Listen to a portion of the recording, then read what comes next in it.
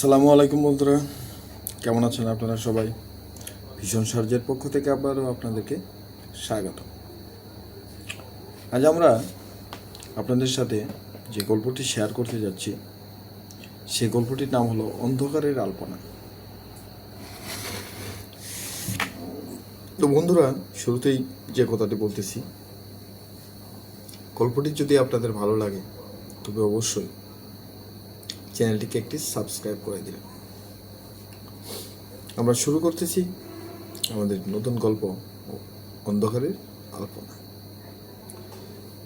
অনির্বাণের মনে হচ্ছিল তার চারপাশের বাতাস ধীরে ধীরে ভারী হয়ে আসছে। ট্রেনের ইন্টারসিটি কামরাটি খুব একটা বড় ভিড় নয়, কিন্তু গুমোট গরমে জানালার বাইরে ঘন অন্ধকার ছাড়া আর কিছুই দেখা যাচ্ছে না।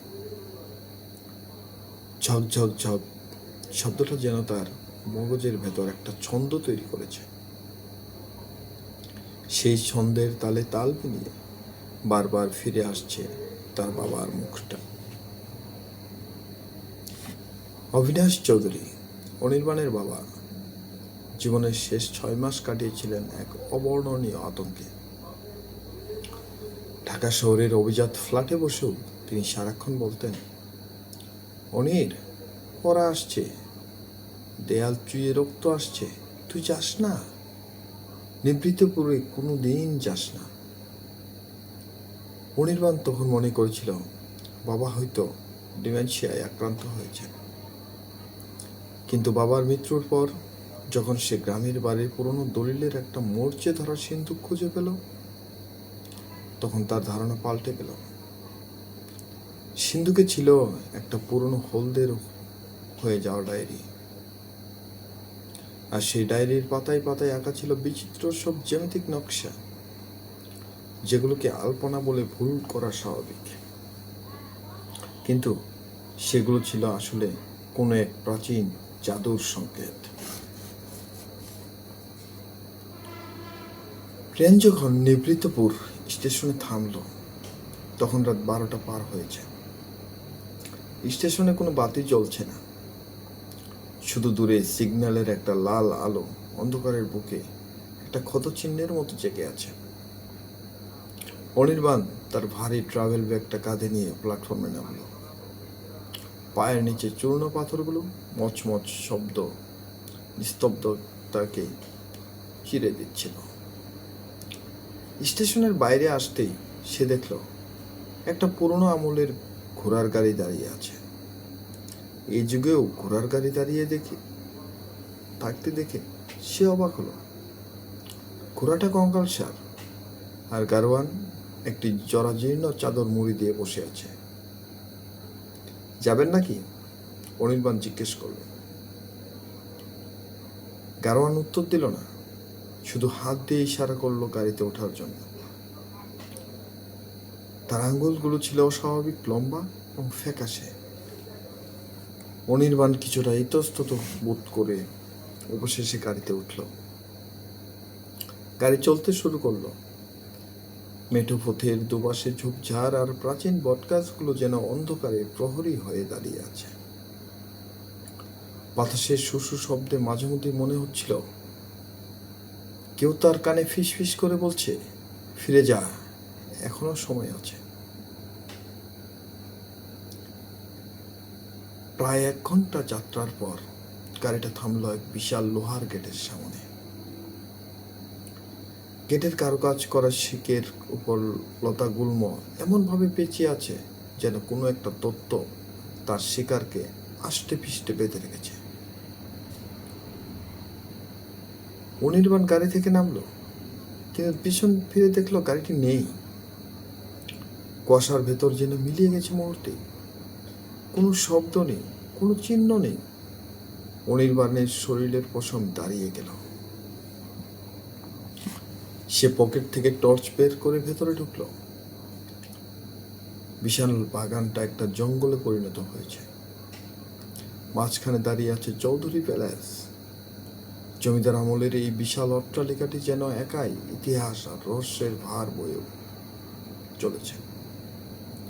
পলেস্তারা খসে পড়া দেয়াল, ভাঙা খড়খড়ি আর স্বেচ্ছাতে গন্ধ তাকে অন্য জগতে নিয়ে গেল।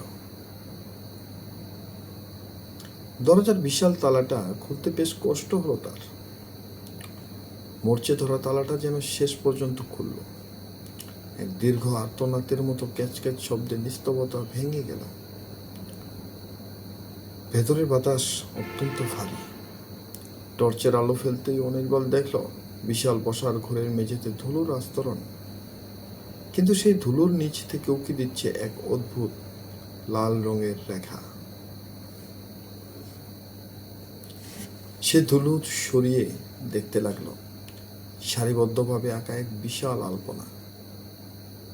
সাধারণত আলপনা আঁকা হয় আনন্দ উৎসবের জন্য, কিন্তু এই আলপনাটা দেখে অনির্বাণের মনে হলো এটা কোনো অশুভ চক্র। আলপনার নকশাগুলো মানুষের হাড়ের মতো আঁকা বাঁকা, আর মাঝখানটায় একটা বড় বৃত্ত। মনে হচ্ছে কেউ যেন রক্ত দিয়ে এই ছবিটা এঁকেছে। লাল রংটা এখনো যেন সতেজ, ম্লান হয়ে যায়নি। কে? হঠাৎ একটা গম্ভীর কণ্ঠস্বর উপরতলা থেকে ভেসে এলো। অনির্বাণ চমকে গিয়ে টর্চের আলো উপরে ফেলল। কাঠের সিঁড়ির উপর দাঁড়িয়ে আছেন একজন বৃদ্ধ। লম্বা সাদা দাড়ি, পরনে ধুতি, আর গায়ে একটা জরাজীর্ণ চাদর। আমি অনির্বাণ চৌধুরী, অবিনাশ বাবুর ছেলে। বৃদ্ধ নিচে নেমে এলো। তার পায়ের শব্দ কাঠে প্রতিধ্বনিত হচ্ছিল। কাছে আসতেই অনির্বাণ দেখল বৃদ্ধের এক চোখ বন্ধ, অন্য চোখটা অস্বাভাবিক নীল। আমি রতন, এবারে রক্ষক। আপনার আসার কথা ছিল, আপনার রক্তই আপনাকে টেনে এনেছে। রতনের কথাগুলো অনির্বাণের কাছে হেয়ালের মতো মনে হলো। রক্ষক মানে? এবারে তো কেউ নেই, আমি তো কাউকে খবর দেইনি। রতন হাসল। তার সেই হাসিতে নেই কোনো মমতা নেই, আছে এক ক্রূর তৃপ্তি। খবর দেওয়ার প্রয়োজন হয় না দাদাবাবু। চৌধুরীর বাড়ির রক্ত যখন জেগে ওঠে তখন শিকল আপনিই টানে। চলুন, আপনার ঘর ঠিক করা আছে। অনির্বাণ দোতলার এক বিশাল ঘরে গেল। ঘরটা সাজানো হলেও বাতাসের গুমোট ভাবটা কাটেনি। সারা রাত অনির্বাণের চোখে ঘুম এলো না। জানালার বাইরে বাতাস আশ্রে পড়ছে, আর অদ্ভুত সব শব্দ ভেসে আসছে। কখনো মনে হচ্ছে কেউ বাড়ির চারপাশ দিয়ে দৌড়াচ্ছে, আবার কখনো মনে হচ্ছে কেউ মাটির নিচে হাতুড়ি পেটাচ্ছে। পরদিন সকালে অনির্বাণ লাইব্রেরি ঘরটা খুঁজে বের করল। সে জানত তার ঠাকুরদা বীরেন্দ্র চৌধুরী একজন পণ্ডিত ছিলেন। লাইব্রেরির হাজার হাজার বইয়ের মাঝে সে এক রহস্যময় পাণ্ডুলিপি খুঁজে পেল। পাণ্ডুলিপির নাম অন্ধকারের রেখাচিত্র। সেখানে বীরেন্দ্র চৌধুরী লিখেছেন, আমাদের বংশের সমৃদ্ধি কোন সাধারণ পথে আসেনি। আমার পূর্বপুরুষেরা এক অন্ধকার সাধনার মাধ্যমে এই আলপনার সন্ধান পেয়েছিলেন। এই আলপনা কোনো সাধারণ চিত্র নয়, এটি একটি পোর্টাল বা দরজা। প্রতি ৭৫ বছর পর পর এই দরজা খুলতে হয়, আর তার জন্য প্রয়োজন হয় বংশের শুদ্ধতম রক্ত।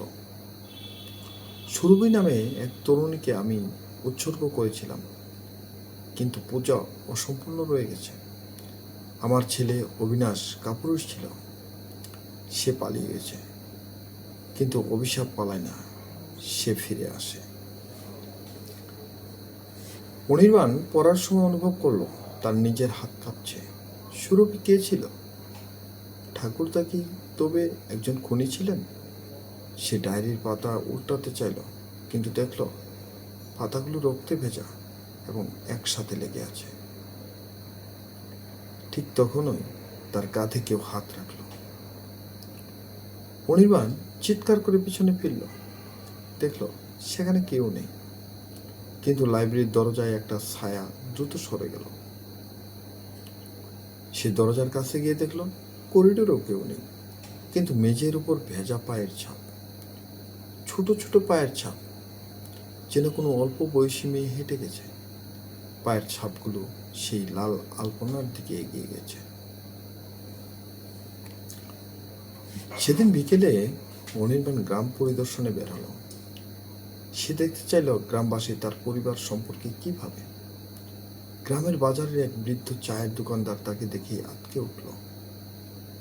আপনি আপনি কি চৌধুরী বাড়ির ছেলে? বৃদ্ধের গলায় স্পষ্ট আতঙ্ক। হ্যাঁ, আমি অনির্বাণ। কেন, কি হয়েছে?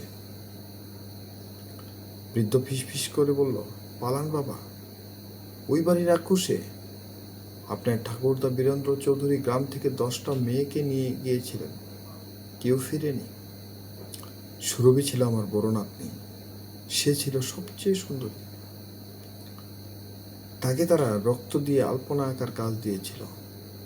লোকে বলে ওই বাড়ির দেয়ালের ভিতরে এখনো মেয়েদের কান্নার শব্দ শোনা যায়। অনির্বাণ স্তব্ধ হয়ে গেল।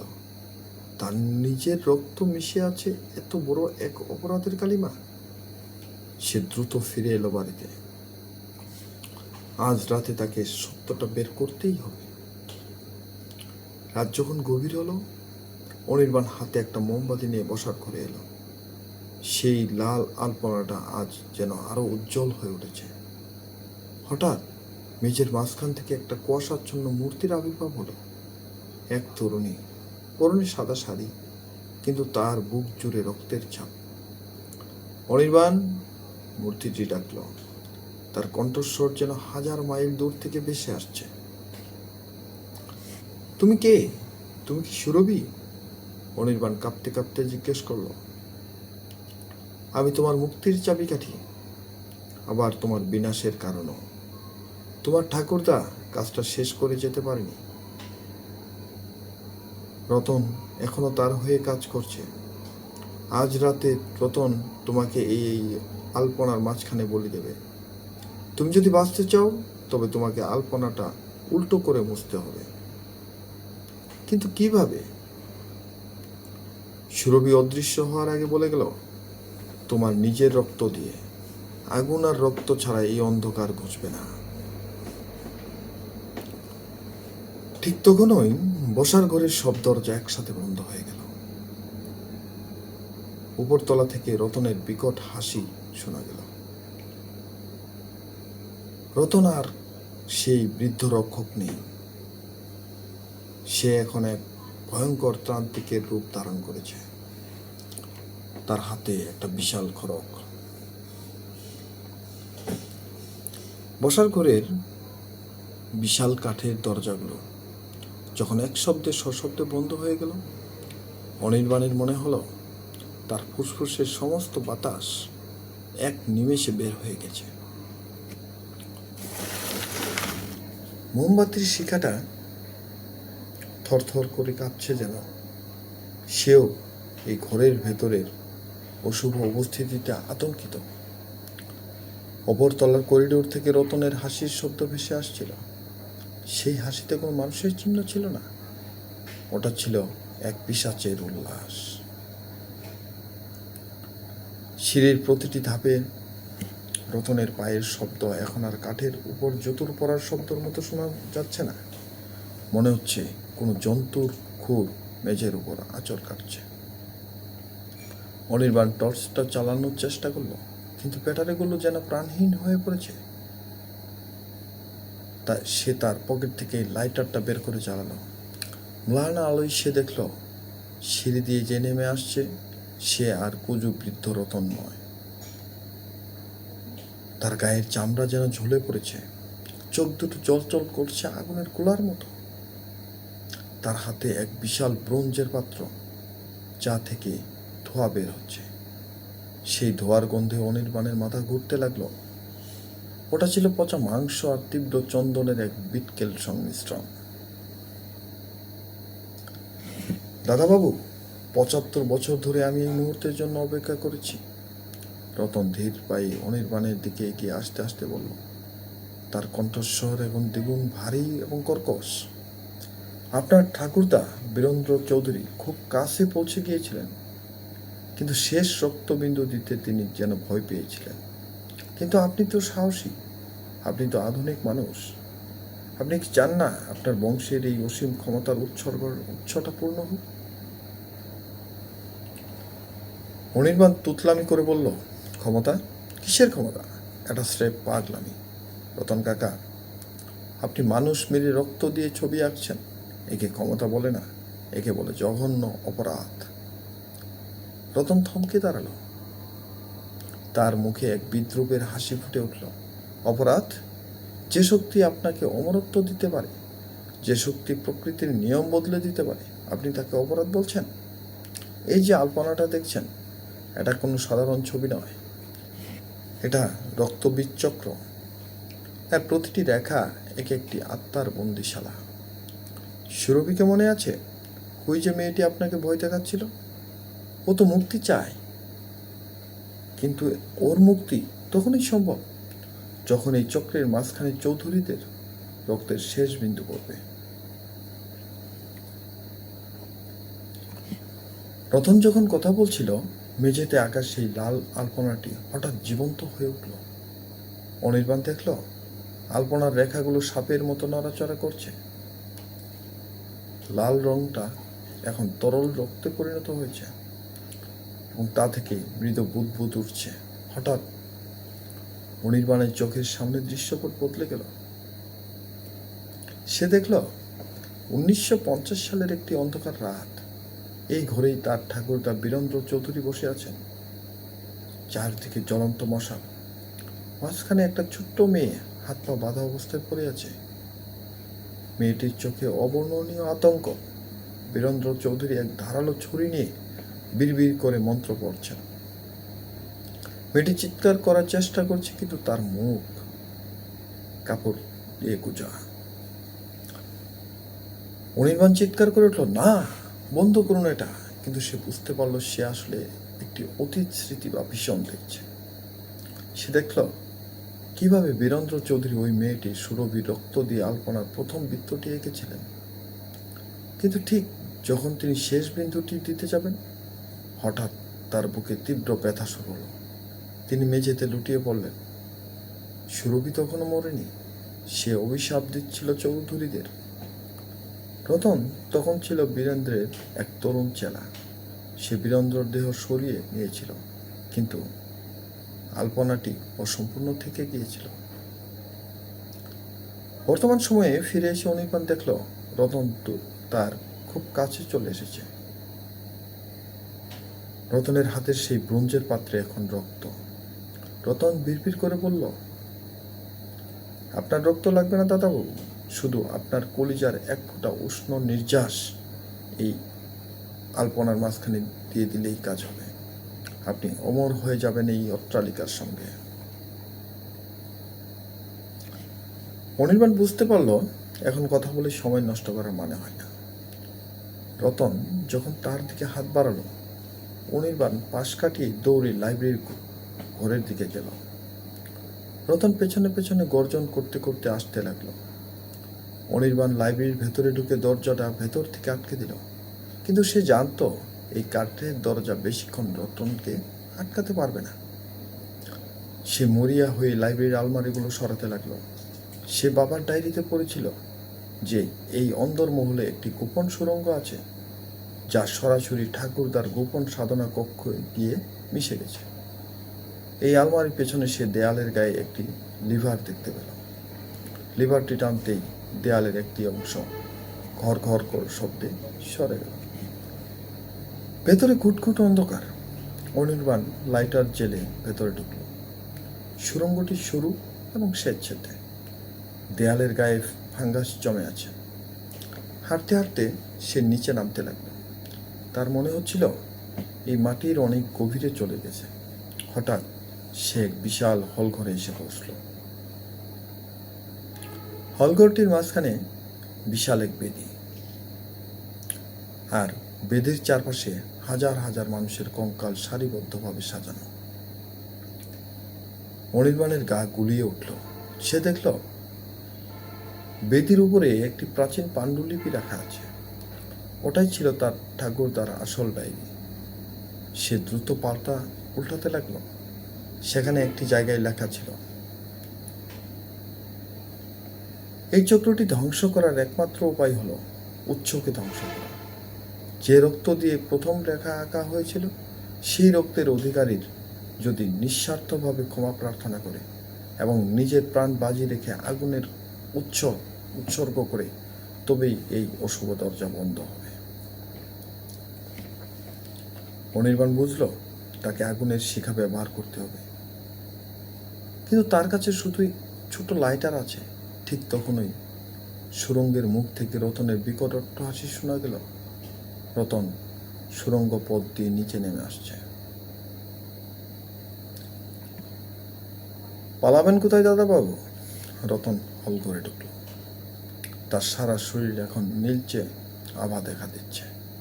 সে মানুষের আকার হারিয়ে এক দানবীয় রূপ নিয়েছে। এখানেই আপনার পূর্বপুরুষরা তাদের শত্রুদের শেষ করেছিলেন। আজ আপনিও তাদের সঙ্গে যোগ দেবেন। অনির্বাণ বেদির পাশে রাখা একটি পুরনো তেলের ড্রাম দেখতে পেল। ওটা বোধহয় মশালের জন্য রাখা ছিল। সে দ্রুত ড্রামটি কাত করে তেল মেঝের উপর ছড়িয়ে দিল। রতন যখন ঝাঁপিয়ে পড়তে চাইল, অনির্বাণ চিৎকার করে বলে উঠল, সুরভি, তুমি যদি আমাকে শুনতে পাও তবে সাহায্য করো। আমি তোমার উপর হওয়া অন্যায়ের বিচার চাই। হঠাৎ হোলের ভেতরে প্রচণ্ড বাতাস বইতে শুরু করল। কঙ্কালগুলোর মাঝখান থেকে একটা সাদা ছায়া বেরিয়ে এলো। সুরভি। তার মুখ এখন আর রক্তাক্ত নয়, বরং এক অদ্ভুত শান্ত দীপ্তিতে ভরা। সুরভি তার হাত তুলল। রতন হঠাৎ থমকে গেল, যেন কোনো অদৃশ্য শক্তি তাকে বেঁধে ফেলেছে। রতন, সুরভি ফিস ফিস করে বলল, তোমার সময় শেষ। চৌধুরীদের রক্ত আজ পাপ স্বীকার করেছে। অনির্বাণ দেরি না করে তার লাইটারটি জ্বালিয়ে তেলের উপর ফেলে দিল। মুহূর্তের মধ্যে পুরো হল ঘরে আগুন ধরে গেল। আগুন দ্রুত সুরঙ্গ বেয়ে উপরের দিকে, অর্থাৎ সেই বসার ঘরের আলপনার দিকে ধাবিত হতে লাগলো। রতন আগুনের লেলিহান শিখার মধ্যে পড়ে ছটফট করতে লাগলো। তার শরীর থেকে কালো ধোঁয়া বের হচ্ছিল এবং সে ধীরে ধীরে কয়লায় পরিণত হতে লাগলো। সুরভি অনির্বাণের দিকে তাকিয়ে একবার হাসলো, তারপর আগুনের শিখার সঙ্গে মিশে গেল। অনির্বাণ দ্রুত সুরঙ্গ দিয়ে উপরে আসার চেষ্টা করল, কিন্তু আগুন তখন পুরো বাড়িতে ছড়িয়ে পড়েছে। শুকনো কাঠের আসবাবপত্র আর পুরনো বইগুলো আগুনের জন্য মোক্ষম খাবার হয়ে দাঁড়িয়েছে। সে যখন বসার ঘরে পৌঁছল, দেখল সেই রক্ত আলপনাটি আগুনের তাপে শুকিয়ে কালো হয়ে যাচ্ছে। প্রতিটি রেখা পুড়ে ছাই হয়ে যাওয়ার সঙ্গে সঙ্গে বাড়িটি যেন যন্ত্রণায় কাঁপছিল। সে কোনো মতে সদর দরজাটি ধাক্কা দিয়ে বাইরে বেরিয়ে এলো। পেছনে তাকিয়ে দেখল চৌধুরী প্যালেস দাউ দাউ করে জ্বলছে। 15 বছর ধরে যে অভিশাপ এই বাড়ির দেয়ালে দেয়ালে মিশে ছিল, আজ তা মুক্তি পেয়েছে। অনির্বাণ হাঁটু গেড়ে মাটির উপর বসে হাঁপাচ্ছিল। তার চোখের সামনে তার বংশের সমস্ত অন্ধকার ইতিহাস ভস্মীভূত হয়ে যাচ্ছে। ভোরের প্রথম আলো যখন আকাশের কোণে দেখা দিল, তখন বাড়িটি একটি কঙ্কালের মতো দাঁড়িয়ে আছে। কোনো শব্দ নেই, কোনো আর্তনাদ নেই, শুধু ভোরের পাখিদের কলকাকলি। চৌধুরী প্যালেসের আগুন যখন নিভে এলো, তখন ভোরের আকাশটা ছাই রঙের মেঘে ঢাকা। আগুনের লেলিহান শিখা এখন নিস্তেজ হয়ে ধোঁয়াটে কুণ্ডলিতে পরিণত হয়েছে। অনির্বাণ তখনও সেই ভেজা ঘাসের উপর বসেছিল। তার সারা শরীর কালচে ধোঁয়ায় মাখা। পরনের দামি শার্টটি জায়গায় জায়গায় পুড়ে চামড়ার সাথে লেগে গেছে, কিন্তু সে কোনো শারীরিক যন্ত্রণা অনুভব করছিল না। তার ভেতরের সমস্ত অনুভূতি যেন সেই আগুনের শিখার সাথে সাথেই জ্বলে ছাই হয়ে গেছে। গ্রামের মানুষরা অনেক দূর থেকে দাঁড়িয়ে এই ধ্বংসযজ্ঞ দেখছিল। তারা কেউ কাছে আসার সাহস পায়নি। নিভৃতপুরের মানুষের কাছে চৌধুরী প্যালেস ছিল এক জীবন্ত বিভীষিকা। আজ সেই বিভীষিকা পড়ছে দেখে তাদের চোখে স্বস্তি থাকার কথা ছিল, কিন্তু অনির্বাণ লক্ষ্য করলো তাদের চোখে কেবল এক গভীর শূন্যতা আর ভয়। যেন তারা জানে এই শুভ অশুভ শক্তি পড়ল, তার ছায়া কোনোদিন গ্রাম ছেড়ে যাবে না। সেই বৃদ্ধ লোকটা যার সাথে বাজারে দেখা হয়েছিল, সে লাঠিতে ভর দিয়ে ধীর পায়ে অনির্বাণের কাছে এলো। অনির্বাণ ফ্যাকাশে চোখে তার দিকে তাকালো। সব শেষ হয়ে গেছে দাদু, ভাঙা গলায় বলল। বৃদ্ধ কিছুক্ষণ পড়ে যাওয়া কাঠামোর দিকে তাকিয়ে রইলেন, তারপর দীর্ঘশ্বাস ফেলে বললেন, পুড়ে যাওয়াটাই ভালো ছিল, কিন্তু মনে রেখো খোকা, যা মাটির নিচে রক্ত দিয়ে করা, তা শুধু উপরের আগুনে পুরোপুরি মুছে না। তুমি তোমার রক্ত দিয়ে আগুনের পথ দেখিয়েছ, তাই তুমি বেঁচে গেছো, কিন্তু রতনের কি হলো? অনির্বাণ কাঁপা কাঁপা গলায় রতনের পরিণতির কথা বলল। বৃদ্ধের চোখ তখন ছানা বড়া হয়ে গেল। তিনি কাঁপা কাঁপা গলায় বললেন, রতন রতন তো 15 বছর আগেই মারা গেছে। তোমার বাবা যখন এই বাড়ি ছেড়ে পালান, তার 3 দিন পর রতনকে ওই বসার ঘরে মেঝের উপর মৃত অবস্থায় পাওয়া গিয়েছিল। পুলিশ বলেছিল হার্ট অ্যাটাক, কিন্তু আমরা জানতাম ওই আলপনাটাই তাকে গিলে খেয়েছে। অনির্বাণের হৃৎপিণ্ড যেন এক মুহূর্তের জন্য থমকে গেল। যদি রতন 15 বছর আগেই মারা গিয়ে থাকে, তবে গত 2 দিন ধরে তার সাথে কে কথা বলেছিল? তাকে খাবার কে দিচ্ছিল? তার হাত ধরে টানছিল কে? সে বুঝতে পারল সে আসলে কোনো মানুষের সাথে নয়, বরং ওই বাড়ির পুঞ্জীভূত এক অতৃপ্ত স্মৃতির সাথে লড়াই করেছিল। গ্রাম থেকে বিদায় নেওয়ার সময় অনির্বাণ আর কারো দিকে ফিরে তাকায়নি। স্টেশনে যাওয়ার পথে সে অনুভব করলো তার কাঁধের সেই ব্যাগটা যেন আগের চেয়ে অনেক বেশি ভারী হয়ে গেছে। অথচ ব্যাগের ভেতর তার ডায়েরি আর সামান্য কিছু কাপড় ছাড়া আর কিছুই ছিল না। ট্রেনের কামরায় বসে সে জানালা দিয়ে বাইরের ধান ক্ষেতগুলোর দিকে তাকিয়েছিল। অদ্ভুত এক বিষয় তার নজরে এলো। রাস্তার ধারের প্রতিটি বৈদ্যুতিক খুঁটি, গাছের ডালপালা, এমনকি আকাশের মেঘগুলো যেন এক অদ্ভুত জ্যামিতিক নকশা তৈরি করছে। সে চোখ বন্ধ করলেই দেখতে পাচ্ছিল সেই লাল আলপনাটা। ওটা যেন তার রেটিনার উপর খোদাই হয়ে গেছে। সে তার পকেট থেকে বাবার সেই পুরনো ডায়েরিটা বের করল। ডায়েরির পাতাগুলো আগুনে পুড়ে কালো হয়ে গেছে, ঠিকই, কিন্তু একদম মাঝখানের একটা পাতা এখন অক্ষত ছিল। সেখানে তার বাবার হাতের লেখা নয়, বরং খুব ছোট ছোট অক্ষরে অন্য কারো হাতের লেখা ফুটে উঠেছে। লেখাটি ছিল এরকম, রক্তের উত্তরাধিকার কোনোদিন শেষ হয় না। আলপনাটি কেবল মেঝের নকশা নয়, এটি একটি ডিএনএ। তুমি যে হাত দিয়ে আগুন জ্বেলেছ, সেই হাতটি একবার লক্ষ্য করো। অনির্বাণ আতঙ্কিত হয়ে তার ডান হাতের তালু উল্টে দেখল। সেখানে আগুনের সামান্য পোড়া দাগ ছিল ঠিকই, কিন্তু সেই দাগগুলো মিলেমিশে হুবহু সেই আলপনার মাঝখানের বৃত্তটির মতো আকার নিয়েছে। সে চিৎকার করতে চাইল, কিন্তু গলা দিয়ে কোনো শব্দ বের হলো না। সে বুঝতে পারল আলপনাটি ধ্বংস হয়নি, বরং সেটি এখন তার নিজের শরীরে স্থান করে নিয়েছে।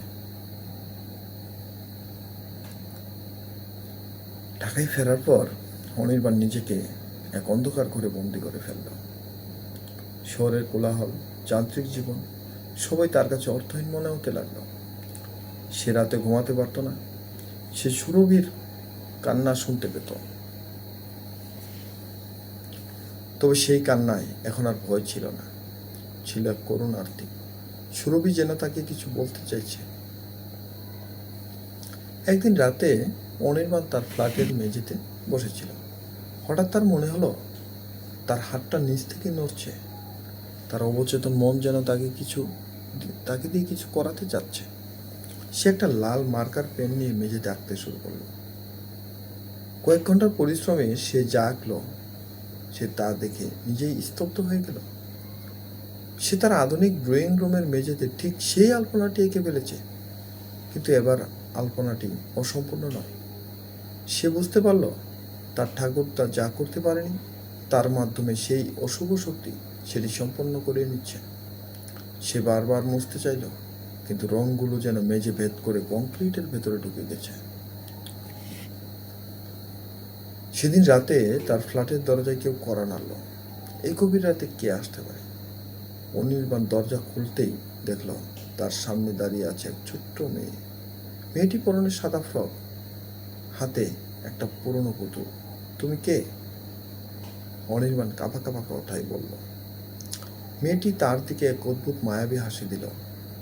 আমি সুরভির ছোট বোন, আমার নাম মুক্তি। দিদি বলেছে আপনি আমাকে এই সুন্দর ছবিটা দেখাতে নিয়ে আসবেন। অনির্বাণ পাথর হয়ে দাঁড়িয়ে রইল। মুক্তি? সুরভির ছোট বোন? তা কয়েক দশক আগেই মারা যাওয়ার কথা। তবে কি এই চক্র সময়ের কোনো সীমা মানবে না?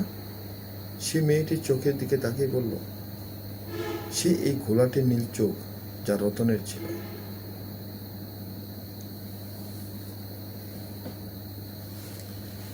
অনির্বাণ বুঝতে পারল এই লড়াই থেকে তার কোনো নিস্তার নেই। সে যত দূরেই যাক না কেন, চৌধুরীদের রক্ত তাকে দাহ করবেই। সে মুক্তিকে ঘরের ভেতর ডাকল। মেয়েটি আলপনার উপর গিয়ে বসলো এবং আলপনার রেখাগুলো নিয়ে খেলা করতে লাগলো। তুমি কি জানো এটা কি? অনির্বাণ জিজ্ঞাসা করল। এটা একটা দরজা, মুক্তি শান্ত গলায় বলল। দিদি ওপারে আটকে আছে। আপনি যদি এই আলপনার শেষ বিন্দুটি আপনার চোখের জল দিয়ে পূর্ণ করেন, তবে দিদি এপারে চলে আসবে, আর আপনি ওপারে চলে যাবেন। আপনি কি দিদিকে ভালোবাসেন না? অনির্বাণের চোখের কোণে জল চলে এলো। সে বুঝতে পারল এটাই তার প্রায়শ্চিত্ত। তার পূর্ব পরিসরে যে পাপ করেছে তার মূল্য তাকেই দিতে হবে। সুরভি ছিল নির্দোষ, তাকে এই পৈশাচিক চক্রে বন্দী করা হয়েছিল। অনির্বাণ স্থির করল সে নিজেকে উৎসর্গ করবে। সে আলপনার ঠিক মাঝখানে গিয়ে বসল, ধ্যানের ভঙ্গিতে চোখ বন্ধ করল। সে অনুভব করলো তার চারপাশের দেয়ালগুলো গলে যাচ্ছে। আধুনিক ফ্ল্যাটের আসবাবপত্রগুলো উধাও হয়ে যাচ্ছে এবং তার জায়গায় ফিরে আসছে সেই নিভৃতপুরের পুরনো চৌধুরী প্যালেসের গন্ধ। সে সুরভিকে দেখতে পেল। সুরভি এখন আর বিভৎস নয়, বরং এক দেবীর মতো জ্যোতির্ময়। সুরভি তার হাত ধরল। তুমি কি আসতে চাও? অনির্বাণ হাসল। যেখানে অন্ধকার নেই সেখানে নিয়ে চলো। পরদিন সকালে অনির্বাণের ফ্ল্যাটের মেন দরজাটা হাট করে খোলা ছিল। প্রতিবেশী আর পুলিশ যখন ভিতরে ঢুকলো, তারা সেখানে কাউকে খুঁজে পেল না। ফ্ল্যাটটি একদম খালি, যেন কেউ কোনোদিন এখানে থাকেনি। কিন্তু আশ্চর্যের বিষয় হলো, ড্রয়িং রুমের মাঝখানের মেঝের ওপর একটি আলপনা আঁকা ছিল। আলপনাটি লাল নয়, বরং ধবধবে সাদা রঙের। আর সেই আলপনার ঠিক মাঝখানে একটা সোনার আংটি পড়েছিল, যা অনির্বাণের বাবা তাকে দিয়ে গিয়েছিলেন। পুলিশ অনেক তল্লাশি চালিয়ে অনির্বাণের কোনো হদিশ পায়নি। সিসিটিভি ফুটেজে দেখা গেছে অনির্বাণ ভেতরে ঢুকেছেন, কিন্তু বের হননি। সেই ছোট্ট মেয়েটির কোনো চিহ্নও পাওয়া যায়নি। নিবৃত্তিপুর গ্রামও কোনো দিন অনির্বাণকে দেখেনি। তবে গ্রামের মানুষরা এখনো বলে, এখনো প্রতি অমাবস্যার রাতে চৌধুরী প্যালেসের সেই ধ্বংসস্তূপের উপর একটি ম্লান আলো জ্বলতে দেখা যায়। সেই আলোর পাশের দুটি ছায়া হাত ধরাধরি করে ঘুরে বেড়ায়। একজন দীর্ঘকায় যুবক, অন্যজন এক সুন্দরী তরুণী। তাদের পায়ে কোনো শিকল নেই, চোখে কোনো ভয়ও নেই। অন্ধকারের আলপনা আজ সম্পূর্ণ হয়েছে, তবে তা ধ্বংসের জন্য নয়, বরং দুটি অতৃপ্ত আত্মার মুক্তির জন্য। চৌধুরীদের রক্তে মিশে থাকা সেই প্রাচীন অভিশাপ শেষ পর্যন্ত ভালোবাসার আগুনে পুড়ে পবিত্র হয়েছে। আজকের এই গল্প, অনির্বাণের এই গল্প আমাদের মনে করিয়ে দেয় যে আমরা আমাদের অতীতকে অস্বীকার করতে পারি না। আমাদের পূর্বপুরুষদের প্রতিটি কর্মের ফল আমাদের ধ্বনিত বহমান। কখনো কখনো সেই ফল ভোগ করতে হয় চরম আত্মত্যাগের মাধ্যমে। নিভৃতপুর গ্রাম এখন আগের চেয়ে অনেক বেশি শান্ত। চৌধুরী বাড়ির সেই পুরো জমিটা এখন জঙ্গলে ঢেকে গেছে। লোকে বলে ওখানে এখন প্রচুর বনফুল ফোটে। রক্তের মতো লাল নয়, বরং সাদা ধতুরা ফুল, যা কিনা একসাথে পবিত্র আর বিষাক্ত। জীবনের আলপনা আমরা প্রতিনিয়ত এঁকে চলেছি আমাদের কর্ম দিয়ে। এই নকশা যেন কখনো অন্যের চোখের জলে ভেজা না হয়, এটাই হোক আমাদের শিক্ষা। কারণ শেষ পর্যন্ত আমরা সবাই সেই মহাজাগতিক আলপনার একটি ক্ষুদ্র বিন্দু মাত্র। ধন্যবাদ সবাইকে। যদি আমার সাথে এই পর্যন্ত গল্পটি শুনে থাকেন, আপনাদেরকে অসংখ্য ধন্যবাদ। আসসালামু আলাইকুম।